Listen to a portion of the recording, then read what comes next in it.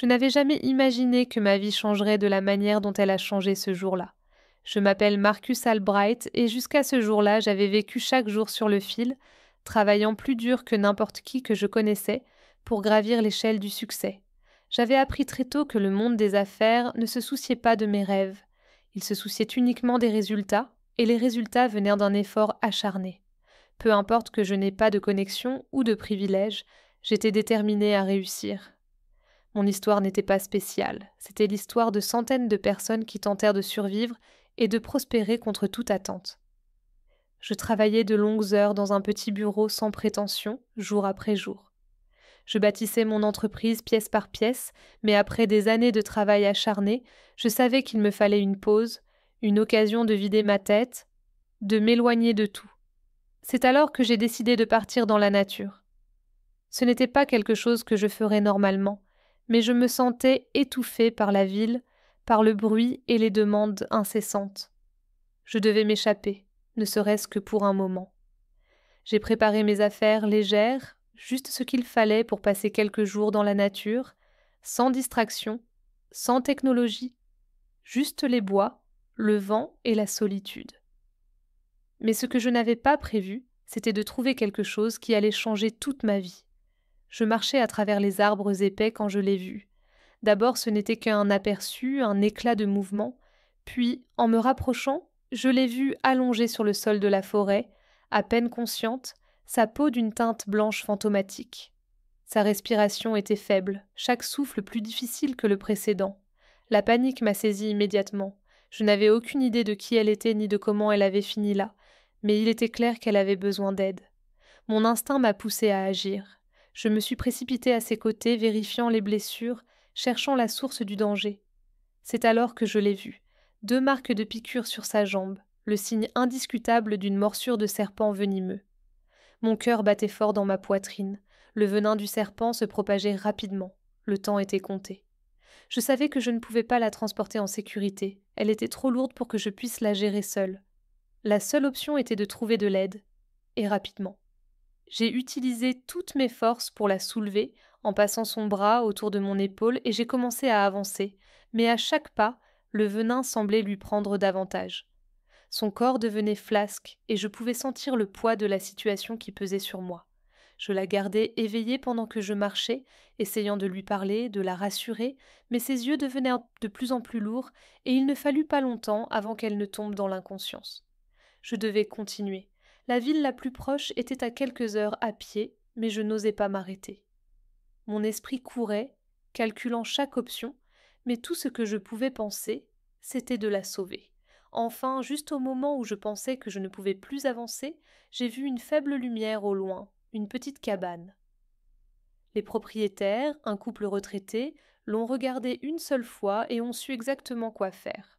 Ils avaient de l'expérience dans la nature et savaient comment traiter les morsures de serpents. Ils ont rapidement appliqué une pression sur la plaie et lui ont donné une dose d'antivenin. Il me semblait que des heures passaient avant qu'elle ne commence à retrouver conscience. Lorsqu'elle a enfin ouvert les yeux, son regard était confus, mais elle était vivante. Elle m'a regardée avec une étrange intensité dans les yeux, comme si elle essayait de me situer, mais puis, comme si elle réalisait quelque chose, elle a murmuré « Merci ». C'est alors que j'ai réalisé que ce n'était pas n'importe quelle femme. Il y avait quelque chose de différent chez elle, quelque chose d'extraordinaire. Ce n'était pas juste une inconnue dans les bois. Il y avait une histoire dans ses yeux, une histoire qui n'avait pas encore été racontée. Les jours suivant sa récupération ont été étrangement différents. Elle n'était pas comme n'importe qui que j'avais rencontré. La façon dont elle se comportait, la force subtile dans ses mouvements, son esprit vif, tout cela pointait vers une vie bien loin d'être ordinaire. Je m'étais attendue à ce qu'elle soit une simple voyageuse perdue ou blessée dans la nature, mais je n'aurais pas pu me tromper davantage. Lara Kane n'était pas une femme ordinaire, elle était bien plus significative, quelqu'un qui portait le poids d'un héritage qui était à la fois son fardeau et son héritage. Au début, je ne pensais pas grand-chose des quelques bribes qu'elle laissait échapper lors de nos conversations. Elle parlait de sa famille d'une manière qui semblait détachée. Il y avait une froideur dans son ton, une distance dans sa voix. Mais je n'étais pas du genre à pousser pour des détails, pas au début. Elle avait déjà assez vécu. Pourtant, Au fil des jours, je me retrouvais incapable d'ignorer ce sentiment persistant qu'il y avait plus dans son histoire qu'elle ne voulait bien me dire. Ce n'est que lors d'une soirée, alors que nous étions assis près du feu, qu'elle s'est enfin ouverte. Le soleil venait de se coucher, et la forêt autour de nous était vivante des sons de la nature. Ara avait été anormalement silencieuse, fixant les flammes comme si elle était perdue dans ses pensées. Je me suis assis en face d'elle, incertain de ce que je devais dire, jusqu'à ce qu'elle parle. « Je n'ai pas toujours été comme ça, Marcus, » dit-elle, sa voix basse et mesurée. « Je n'étais jamais censée faire partie de ce monde. J'ai passé la plupart de ma vie à fuir ce monde. » Je haussai un sourcil, ne comprenant pas ce qu'elle voulait dire. « Fuir quoi ?» Elle hésita, son regard passant du feu à moi. « Ma famille, la famille Kane, ce n'est pas ce que vous pensez. » Je patientai, ma curiosité croissante, alors qu'elle continuait. « Ils sont riches, oui, mais ce n'est pas juste une question d'argent. Ils contrôlent des terres, du pouvoir et de l'influence de manière que les gens en dehors de notre cercle ne peuvent même pas imaginer. Ils ont construit une fortune dans le secret, gardant l'ampleur de leur richesse cachée du monde. « Je suis leur héritière, » dit-elle, ses mots lents, mesurés. Je n'arrivais presque pas à traiter ce qu'elle disait. « Attends, tu veux dire que tu es l'héritière de tout ça ?» Elle hocha la tête. « Oui, le domaine de la famille Cain est immense. Marcus, une forteresse cachée au fond des montagnes. Mais ce n'est pas seulement la terre et la richesse. C'est le contrôle qu'ils exercent, la manière dont ils ont façonné le monde autour d'eux. Je n'ai jamais voulu y participer, mais mon père avait d'autres projets. » Sa voix vacilla légèrement, comme si le poids de ses mots ravivait des souvenirs qu'elle avait longtemps essayé d'enterrer. Quand j'étais jeune, on m'avait promis que je reprendrais l'héritage de la famille, mais je ne pouvais pas le faire. Je ne supportais pas la manière dont ils fonctionnaient, comment ils voyaient les gens comme des atouts, des outils à utiliser pour leur propre profit. J'ai fui, disparu, et j'ai vécu une vie tranquille, loin de l'empire qu'ils avaient essayé de me construire. Mais le problème avec la famille Cain, c'est qu'on ne peut jamais vraiment échapper. Peu importe la distance à laquelle on s'échappe, ils nous suivent. Je suis restée là, abasourdie par l'ampleur de ce qu'elle venait de révéler. Ara, la femme que j'avais sauvée, n'était pas juste une personne ordinaire. Elle était la princesse d'un empire que je ne savais même pas exister. Mais au lieu d'embrasser son droit de naissance, elle l'avait rejeté, choisissant de vivre une vie cachée, loin de l'obscurité qui venait avec le pouvoir que sa famille exerçait. « Je ne sais même pas quoi dire, c'est incroyable, » balbutiai-je. « Pourquoi ne m'as-tu pas dit ça plus tôt ?» Elle me lança un petit sourire amer. « Parce que j'avais peur que tu ne comprennes pas. Personne ne le fait. La famille Cain n'est pas juste riche, elle est impitoyable. Et si jamais ils savaient que j'étais en vie, ils ne s'arrêteraient devant rien pour me ramener, pour me réutiliser comme un pion dans leur lutte de pouvoir sans fin. » Tout commença à prendre sens. La manière dont elle regardait toujours derrière elle, l'air discret de prudence qui semblait la suivre à chaque pas. Ara n'avait pas simplement survécu dans la nature, elle fuyait une vie qu'elle ne pouvait pas échapper, peu importe combien elle essayait. « Mais tu n'es plus seule, Ara, » dis-je, ma voix calme malgré la gravité de la situation. « Tu n'as plus à te cacher, on peut trouver une solution ensemble. » Ses yeux s'adoucirent, et pour la première fois depuis que je l'avais rencontrée, je vis une lueur d'espoir en eux. Je ne sais pas si je peux faire confiance à qui que ce soit, Marcus, mais peut-être que toi, tu es différent. Peut-être qu'ensemble, on peut les arrêter. Je ne pouvais pas imaginer la pression qu'elle avait vécue toutes ces années, le genre de fardeau que représente le fait d'être né dans un monde où tout le monde autour de toi ne te voit que comme un outil pour leurs propres ambitions. Mais une chose était claire, Ara n'était pas simplement une victime des circonstances. Elle avait survécu jusqu'ici parce qu'elle était forte, plus forte que la plupart des gens ne pourraient jamais l'imaginer. Et maintenant son combat était aussi le mien. À mesure que les jours passaient, je me retrouvais de plus en plus attirée dans le monde d'Ara. Ce qui avait commencé comme un simple acte de bonté, sauver une femme d'une morsure de serpent dans la nature, s'était transformé en quelque chose de bien plus profond. Nous n'étions plus simplement deux inconnus réunis par le destin. Nous étions des alliés, et plus j'apprenais d'elle, plus je réalisais à quel point nous avions en commun, à quel point nous pouvions apprendre l'un de l'autre. Ara était différente de toutes les personnes que j'avais rencontrées. Certes, elle était née dans la richesse, le pouvoir et une famille qui aurait pu lui offrir tout, mais ce qui m'impressionnait le plus, c'était son refus d'accepter ce pouvoir. Elle n'était pas juste une héritière attendant d'hériter d'une fortune, elle avait choisi de tout quitter. Elle avait vécu en isolement pendant des années, construisant une vie selon ses propres termes, peu importe le prix. Mais ce n'était pas seulement son rejet de son droit de naissance qui me fascinait, c'était son état d'esprit. La capacité d'Ara à continuer d'avancer, à prendre des décisions sans craindre les conséquences, c'était quelque chose que j'enviais. J'avais travaillé dur pour tout ce que j'avais, mais j'étais encore en train d'apprendre les leçons qu'elle avait déjà maîtrisées. J'avais toujours été un combattant, tenace, déterminé et motivé, mais elle avait une clarté que je ne pouvais pas ignorer. C'est un soir, alors que nous marchions à travers la forêt dense, que j'ai commencé à vraiment comprendre ce qui la motivait. Nous parlions de l'avenir, de ce que nous voulions, où nous voulions aller. J'avais toujours su ce que je voulais, le succès, la richesse, la liberté, mais la conversation a pris un tournant différent.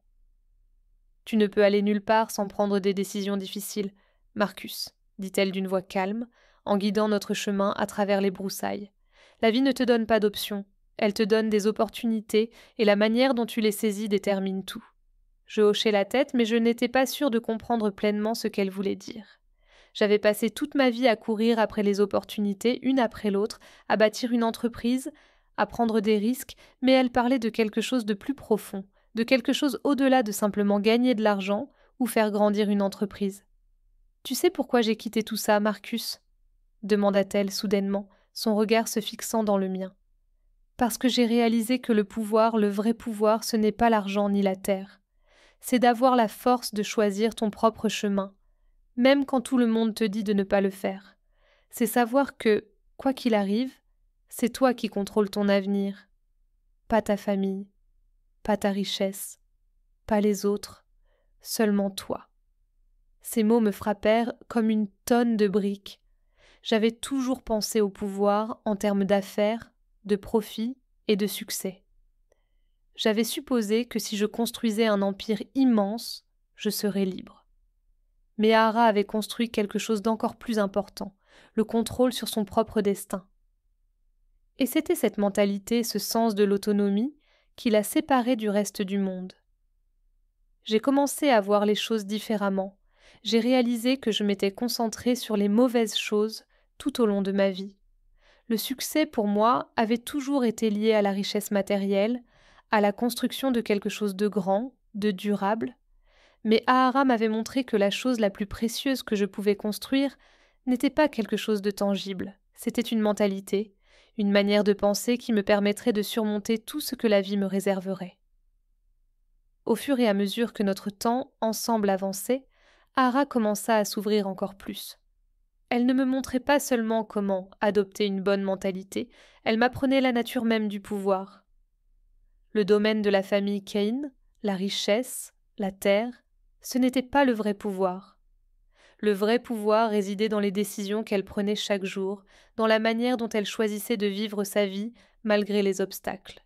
Cela constituait la fondation de tout ce qu'elle avait. Ce n'était pas l'argent ni l'influence, c'était la résilience, la capacité d'endurer et de s'adapter à tout ce qui se présentait. Son exemple m'a aidé à voir ma propre vie sous un jour nouveau. Je ne construisais pas seulement une entreprise, je construisais mon propre avenir, et cet avenir ne dépendait pas de mes circonstances. Il ne dépendait ni de la chance, ni du timing.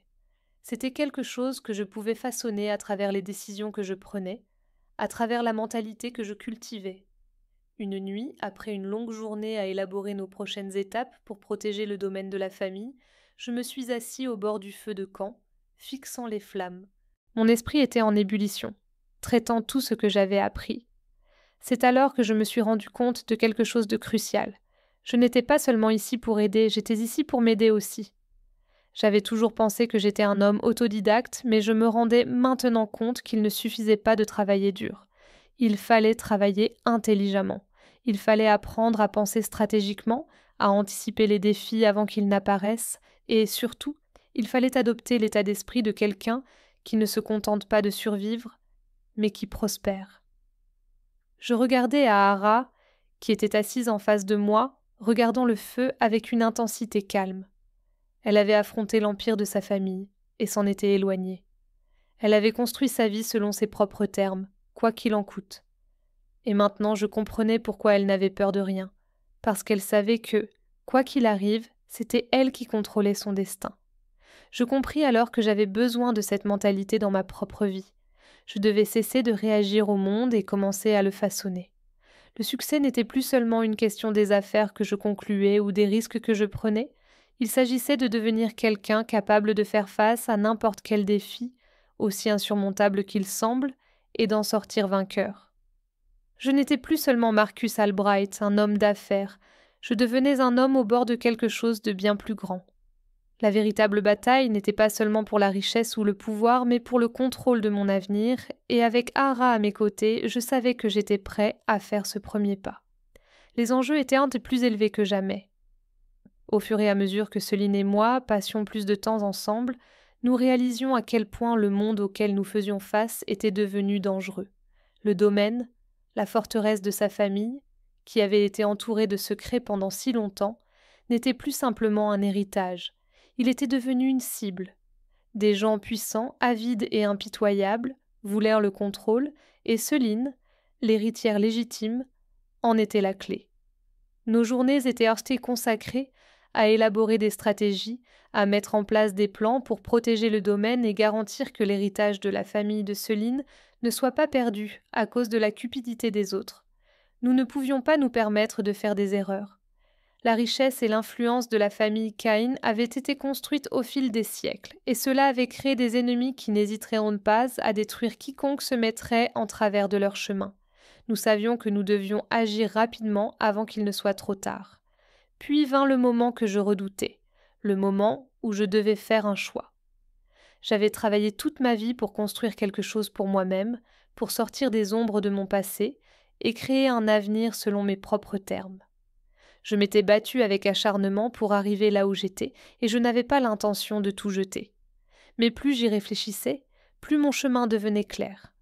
Mon temps passé avec Céline m'avait montré quelque chose que je ne pouvais ignorer. Ce n'était pas juste une question de pouvoir ou de richesse, ce n'était même pas juste à propos du domaine, c'était une question bien plus grande, se battre pour ce qui est juste, pour préserver quelque chose qui valait la peine d'être défendu. La décision n'était pas facile. Abandonner la vie que je connaissais, l'entreprise que j'avais construite, cela semblait impossible.